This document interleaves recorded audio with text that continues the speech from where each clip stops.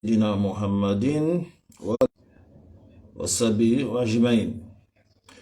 Eh bien, chers frères, chers Martiniquais Guadeloupéens, chers Caribéens, chers musulmans, sud-américains et chères populations des Caraïbes.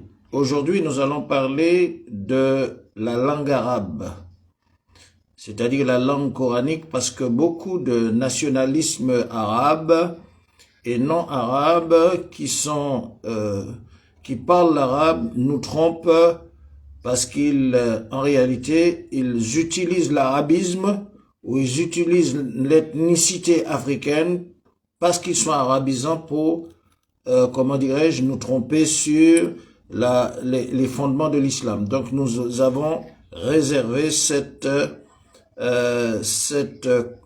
conférence de presse vidéo pour clarifier la situation. Centre islamologique africain caribéen de recherche et de la pensée musulmane. La langue de la révélation coranique est l'œuvre du noble créateur. Peut-on parler de la langue coranique, comme celle choisie pour la révélation du noble créateur? Langue de la prophétie, véhicule d'un message par la voix ou fréquence de l'invisible, un privilège de communication de l'ange Gabriel par le canal des âmes angéliques des prophètes et messagers divins. Notre dernier messager Muhammad, paix et bénédiction sur lui, qui ne savait ni lire ni écrire, a reçu ce message infaillible imprimé dans son cœur afin de le communiquer, l'expliquer et le transmettre à l'humanité. Dès lors, tous les codes des autres civilisations humaines seront bouleversés par une foi en un Dieu unique, laquelle est non seulement le rattachant de tous les fils d'Adam adeptes de la soumission, islam, à leur unique créateur, mais surtout au-delà des races, des nations, appartenances géographiques. Cette voie divine s'est distinguée puisqu'une nationalité de la foi, une pensée et un mode de vie adopté sur la planète entière réunissant l'humanité fraternelle. Indifférenciée que par l'adoration d'un Dieu unique au sein de la communauté universelle mondiale qui s'appelle la Oumma. Les valeurs spirituelles de l'islam sont surtout l'exception, en harmonie avec un mode de vie englobant tous les aspects temporels de constitutionnalité de l'organisation de toute société qui réunit l'adhésion d'une Oumma, majorité de croyants, faisant le choix législatif, d'une société de soumission au Créateur, Islam. Coran, ceux qui ne jugent pas d'après ce que nous avons fait descendre, la loi d'Allah, voilà les prévaricateurs, Coran S. V. 47. Dès lors que la démonstration exceptionnelle des facultés de l'islam a concrétisé un idéal de vie humaine ont été partagés par toutes les races, les nations, les peuples sans distinction, nous verrons ressurgir dans l'humanité l'opposition et les contradictions entre les deux catégories des fils d'Adam qui s'étaient distingués irrémédiablement de leurs hostilités. Devrions-nous rappeler que notre Créateur a révélé le message de l'islam comme une épreuve pour réconcilier les fils d'Adam. Une nouvelle perche de salut pour ceux-là de Caïn ou de Abel, ont été mis à l'épreuve du repentir par la soumission à Dieu. La soumission à Dieu par la profession de foi, il n'y a d'autre DIU que DIUT que Mohamed est l'envoyé des EDIU. C'est la profession de foi, le lien de réconciliation par la fraternité de ceux de Caïn et de Abel. La foi en l'unicité divine transforme ceux qui naguère étaient des ennemis en frères, nous dit la révélation coranique. Cette fraternité de l'islam écarte les éléments de la discorde satanique qui ont permis les fils d'Adam, en l'occurrence Caïn et Abel, de s'affronter ou de s'entretuer. La fraternité exclut tous ces facteurs de discorde.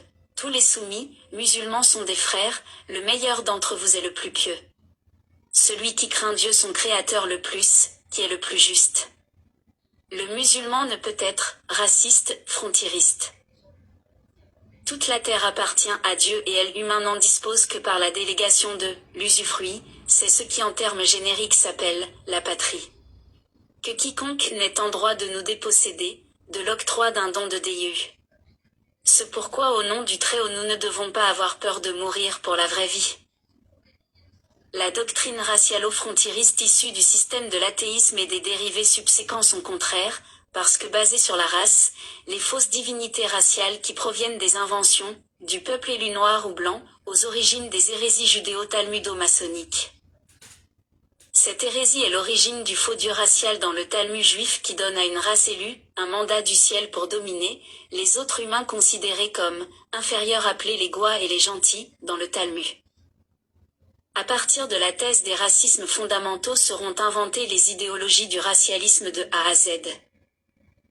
Les origines de la naissance et les marqueurs de toutes ces idées racialistes, de race supérieure, du suprématisme viennent des concepts judéo-talmudo-maçonniques inclusifs des nationalismes, indissociables des langues latines ayant engendré à partir de la Grèce vers la France, 1789, la matrice nationaliste féodale et ou républicaine des racismes européens notamment. Nous pouvons citer le nazisme, le fascisme, l'apartheid, la ségrégation raciale et ses dérivés, le sionisme, et tous les nationalismes dont le colonialisme et les impérialistes vont se servir pour l'arrangement du monde sous la gouvernance d'une race dite élue, à l'origine de toutes les catastrophes dans l'humanité. Les langues, dites latines, des colonialismes français, anglais, espagnol, portugais seront à l'origine des systèmes éradicateurs des autres langues vecteurs des systèmes non européens aux Amériques notamment, des peuples déportés d'Afrique victimes, des crimes contre l'identité et la parenté, auxquels les langues latines ont imposé des identités carcérales de colonisabilité de l'occidentalisme.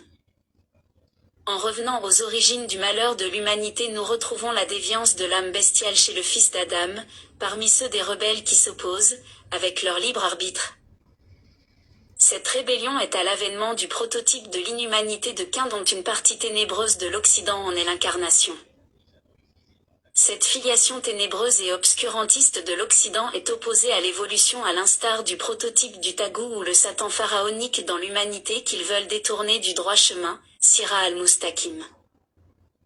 Depuis le premier prophète Adam, paix et bénédiction sur lui, après lui, Allah, le Dieu unique, a envoyé des milliers de prophètes avec le message de la soumission à Dieu, Islam, à l'attention des civilisations humaines y compris des civilisations non humaines, des djinns. Les civilisations rebelles dont certaines, les nationalistes, racistes et hégémoniques à l'instar du pharaonisme se sont opposées de par l'influence sataniste au message de la soumission à Dieu, Islam. Le dernier prophète Muhammad annoncé par Jésus, Moïse, Abraham est le dernier messager, après quoi il n'y aura plus de prophète, porteur de la révélation dans la langue coranique qui viendra avec la solution face à l'adversité des oppositions anti-divines et anti-prophétiques. L'islam triomphe à partir de la Mecque dans le Hijaz, péninsule arabique, et s'est répandu dans le monde entier dans tous les peuples sans distinction de race. Dès lors les barrages systémiques humains et ou sataniques pourront démontrer leurs hostilités renouvelées, et par la permission divine l'homme de la modernité en fonction de sa guidance et de son égarement devrait déterminer son choix pour ou contre la soumission, Islam.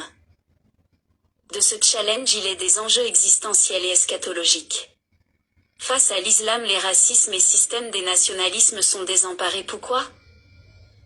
Parce face à l'islam, ces systèmes sont confrontés à ce miracle des reconversions humaines, concurrentiel des imperfections des systèmes, de toutes les races dans tous les peuples et nations, raison qu'ils sont désemparés par un système divin qu'ils ne peuvent ni endiguer, ni contrecarrer, ni éradiquer en dépit de leurs inventions les plus folles, y compris la menace atomique de faire exploser l'humanité. Ils n'ont pas réussi ni éradiquer l'islam même en créant le sionisme, blanc en Palestine, et noir en Afrique et aux Amériques ou aux Caraïbes. Le nationalisme en France et Europe aux heures des plus sombres, de leur grande désespérance de la crise du monde moderne s'insurge. Que faire de l'islam en France et en Europe ou aux Amériques où selon leurs statistiques environ 4000 Français ou Européens se convertissent par an à l'islam ? Que faire de l'islam dans un monde qui selon leur hégémonie doit appartenir au peuple ou la race élue, blanche, noire et autres ? Quel impact des barrages idéologiques judéo-talmudo-maçonniques ont-ils réussi pour endiguer l'islam de 1492 à notre époque après les 500 ans de la civilisation euro-occidentale en dégénérescence, face à l'islam omniprésent en Occident et sur la planète ? Quel résultat des religions du matérialisme, de l'athéisme, des laïcismes, de la République et autres contrefaçons judéo-talmudo-maçonniques ? A'udhu billahi minash shaitanir rajim, bismillahir rahmanir rahim. Le Centre islamologique africain caribéen prévoit de vous transmettre des travaux de recherche et nous allons conclure sur le fait que l'Afrique, à l'heure où nous parlons, est confrontée à un dilemme. La majorité des musulmans en Afrique, qui sont à peu près 700 millions, sont opprimés par des entités qui, en fait, poursuivent le combat du paganisme moderne sous couvert du racialisme. Et normalement, nous avons des arguments pour démontrer que en Afrique de l'Ouest, eh bien, ces entités racialistes qui se sont implantées dans le cadre de gouvernance post-coloniale oppriment des populations, pillent les richesses et imposent des dictatures. Et donc, en dehors de la question religieuse, eh bien, des populations, qu'elles soient musulmanes ou non musulmanes, ne doivent jamais accepter d'être opprimées ou d'être oppresseurs. Et c'est par conséquent, aujourd'hui, nous avons dans les pays du Sahel, vous avez le modèle du système racialiste, nationaliste, jacobin, contrôlé par des élites bourgeoises militarisées qui pillent les richesses et qui appauvrissent les peuples. Nous avons des cas que nous pouvons citer, les Touaregs, les Peuls, les Arabes de l'Afrique de l'Ouest, qui vivent dans des régions immensément riches, sont victimes de génocide, de pillage, d'oppression par des minorités racialistes kémites qui sont faussement musulmanes et qui sont alliés à des forces étrangères pour maintenir l'Afrique dans l'oppression, qui pille les richesses au profit de clans, au profit de partis, et qui empêche le développement de l'Afrique, et cela dure depuis près de 60 ans après les indépendances africaines. Donc, en dehors du phénomène religieux, il y a lieu effectivement que les populations se battent, que les populations soient conscientes et déterminées pour créer les conditions de la paix, de la répartition des richesses, de l'abolition des dictatures et des régimes fédéraux où chaque peuple, qu'il soit Touareg, qu'il soit Soninké, qu'il soit Bambara, qu'il soit Dozon, chaque peuple dans l'Afrique de l'Ouest puisse bénéficier des richesses pour le développement social, culturel, économique, industriel. Et donc c'est pour cela qu'il faut faire fi des propagandes, des castes et des clans au pouvoir, des clans militaristes, qui en définitive ne desservent pas les intérêts de leur pays, mais sont engagés dans un combat du paganisme moderne et qui combattent leur propre population et se servent de l'argument religieux. Donc, par conséquent, les populations qui se battent en Afrique pour la justice, pour la coexistence pacifique, pour le progrès, l'industrialisation, ils ont en face d'eux des dictatures de clans, de races, des dictatures kémites et des dictatures qui sont en fait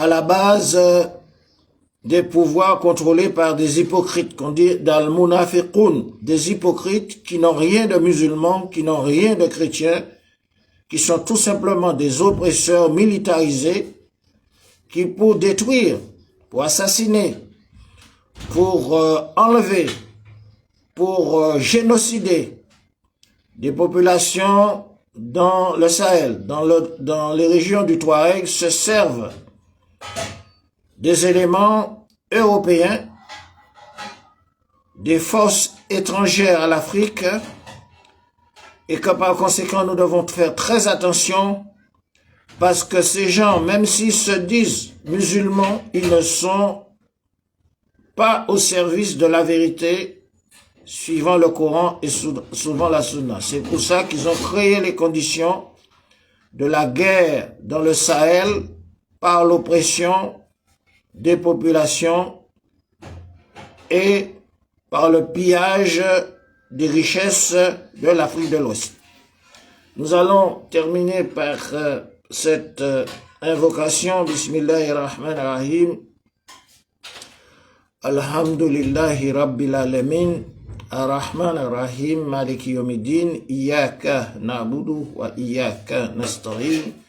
اهدنا الصراط المستقيم صراط الذين أنعمت عليهم غير المغضوب عليهم ولا الضالين آمين قل هو الله أحد الله الصمد لم يلد ولم يولد ولم يكن له كفوا أحد.